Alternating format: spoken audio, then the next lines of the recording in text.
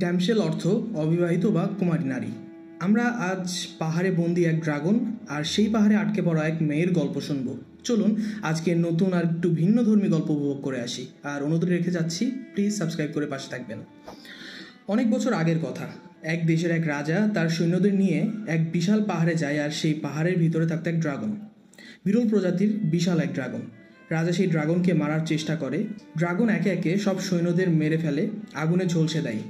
আর ঠিক তখনই রাজা তার নিজের তরোয়াল ফেলে দেয় আর নিচে বসে পড়ে। এই ঘটনার অনেক বছর পর এই যে মেয়েকে দেখছেন, ওর নাম এলোডি, আর এইটা তার বোন ফ্লোরিয়া।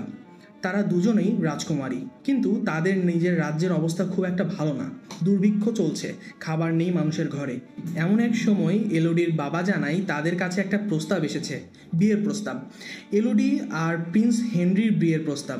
এলোডি প্রথমে রাজি হয় না, কিন্তু পরে সে ভাবে বিয়ের ফলে প্রিন্স হেনরির পরিবার তাদের রাজ্যের জন্য ধন দৌলত দিতে রাজি হয়েছে। এজন্য এলোডি পরবর্তীতে সম্মতি দেয়। পরদিন এলোডি, ফ্লোরিয়া, এলোডির বাবা আর তার সৎ মা মিলে জাহাজে করে সেই রাজ্যের উদ্দেশ্যে রওনা হয়। সেখানে তারা দেখে সবুজে শ্যামলে ঘেরা সুন্দর একটা দেশ, অনেক পাহাড় আর সুন্দর আলিশান রাজ্য। সেখানে গেলে রাজা রানী তাদের ভিতরে নিয়ে আসেন আর থাকার জন্য ঘরের ব্যবস্থা করে দেন। কিছু সময় পর প্রিন্স হেনরির সাথে এলোডির দেখা হয়। প্রিন্স হেনরি দেখতে সুন্দর আর কথা ব্যবহার সব দিক থেকে একদম পারফেক্ট। এলোডির মনে আর আপত্তি থাকে না। এদিকে দুই রাজার মধ্যে সমঝোতা চুক্তি হয়। পরদিন এলোডির বাবা মা তাদের রাজ্যে ফিরে আসে। এলোডি তার ঘরের বাইরে দাঁড়িয়েছিল। সে জানালা দিয়ে আরও একটা মেয়েকে দেখে। ওই দিন রাতে এলোডির ঘুম আসছিল না। সে বারান্দায় দাঁড়ালে পাহাড়ে কিছু আগুনও জ্বলতে দেখে। পরদিন তাদের বিয়ে হওয়ার কথা। সবাই মিলে একটা পাহাড়ের ভেতরে আসে। প্রিন্স হেনরি আর এলোডি দুইজনেরই বিয়ের কাজ সম্পন্ন করা হচ্ছে। সেখানে উপস্থিত অনেকের মুখেই মুখোশ পরা।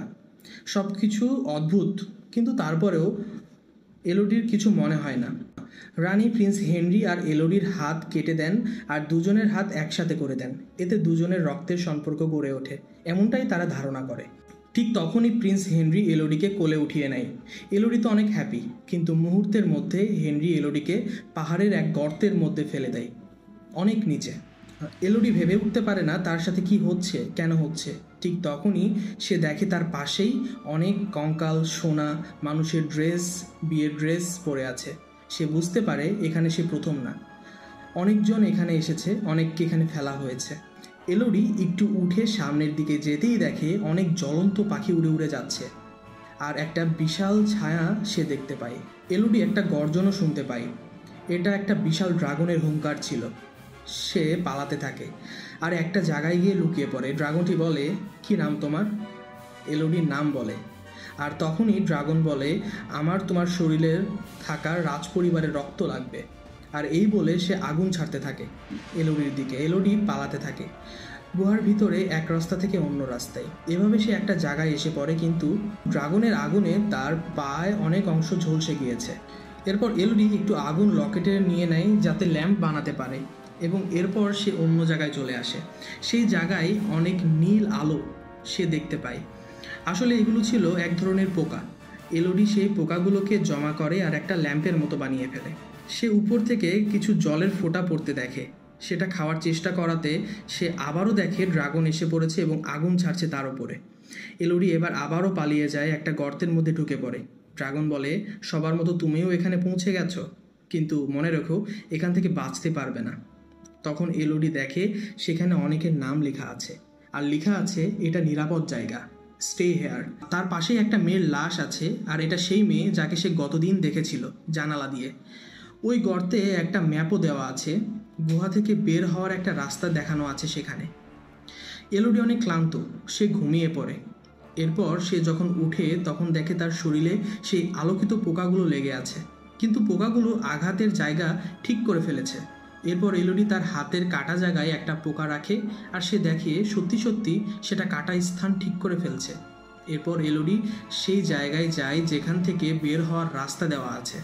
এলোডি দেখে আলো আসছে উপর থেকে, কিন্তু উপরে ওঠার রাস্তায় কাচের মতো ধারালো পাথর। এলোডি ভেবে নেয় সে যেভাবেই হোক এখানে থেকে উঠবে আর বাইরে বের হবে। সে উপরে ওঠা শুরু করে, কিন্তু এদিকে ড্রাগন এসে নিচে মুখ খুলে দেয়, যেন এলোডি পড়লে সোজা তার মুখের মধ্যেই পড়ে। কিন্তু এলোডি কোনো মতে উপরে উঠে আসে আর দেখে বাইরের দিকে। এলোডি বুঝতে পারে সে এখনও পাহাড়ের অনেক উপরে, বাইরে লাফ দেওয়া কোনোভাবেই সম্ভব না। কিন্তু সে বাইরে কয়েকজন লোককে দেখতে পায়। তখনই সে ডাক দিতে থাকে তাদের, কিন্তু ড্রাগন বাইরে থেকে এসে আক্রমণ করে দেয় এলোডির ওপর। এলোডি তখন দেখে সেখানে থাকা একটা লাশ, অর্থাৎ যেই মেয়ে লিখেছিল ম্যাপটা সে নিজেও বেঁচে বের হতে পারেনি। আর সেখানে লেখা আছে এটা নিরাপদ জায়গা না। ড্রাগনটি বলে 3টি জীবনের বিনিময়ে 3টি প্রাণ। এই বলে ড্রাগন আগুন ছাড়বে, ঠিক তখনই এলোডি সেখান থেকে লাফ দিয়ে নেমে যায়। নিচে এসে দেখে সেখানে অনেক সোনা অলংকার রাখা আছে, কিন্তু সে 3টা ডিম আর ছোট ড্রাগনের কঙ্কালও দেখতে পায়।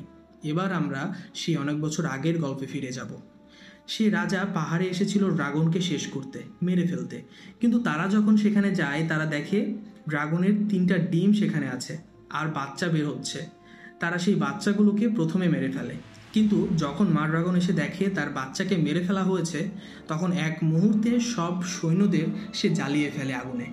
কিন্তু রাজাকে ছেড়ে দেয় আর বলে, তোর পরিবারের 3টা করে জীবন আমার লাগবে প্রত্যেক প্রজন্মে, না হলে সবাইকে আমি মেরে ফেলবো, সব ধ্বংস করে ফেলবো।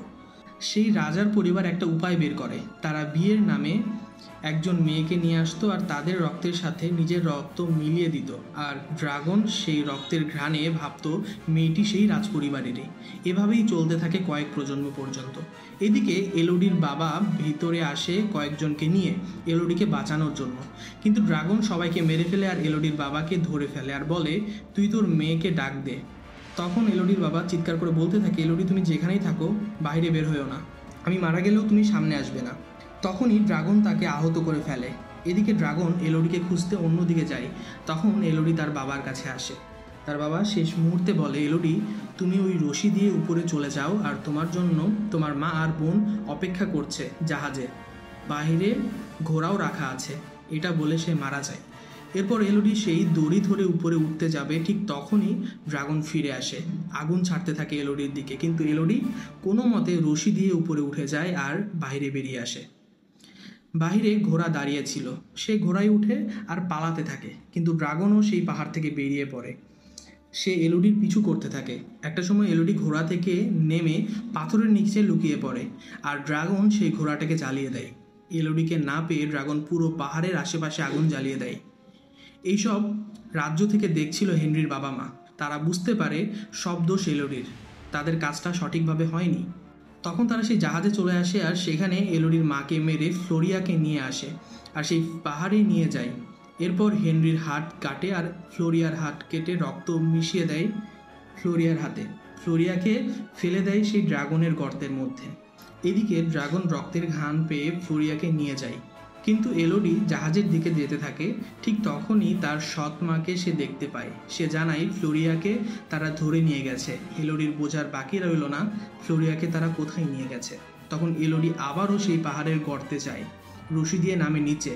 সে একটা জায়গায় ফাঁদ বানায় যেখানে শব্দ হবে আর সে তার বোনকে নিয়ে পালিয়ে যাবে।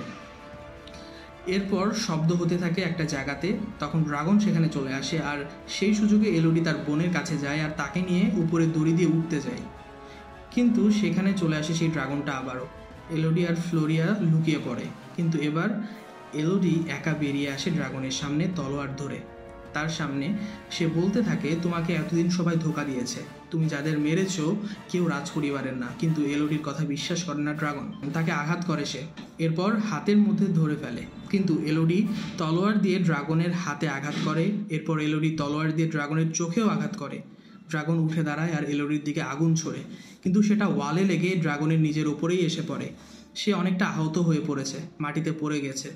এরপর এলোডি তার হাত দেখায় আর বলে, এই যে দেখো, এভাবে হাত কেটে তারা তাদের রক্ত আমাদের হাতে মিশিয়ে দেয় আর এভাবেই তোমাকে ধোঁকা দিয়ে যাচ্ছে অনেক বছর। তুমি তোমার বাচ্চাদের হারিয়েছো, সেই পাপ করেছিল ওয়ারিয়র পরিবারে, কিন্তু আজ পর্যন্ত তুমি যাদের প্রাণ নিয়েছো সবাই অন্য কারো মেয়ে ছিল।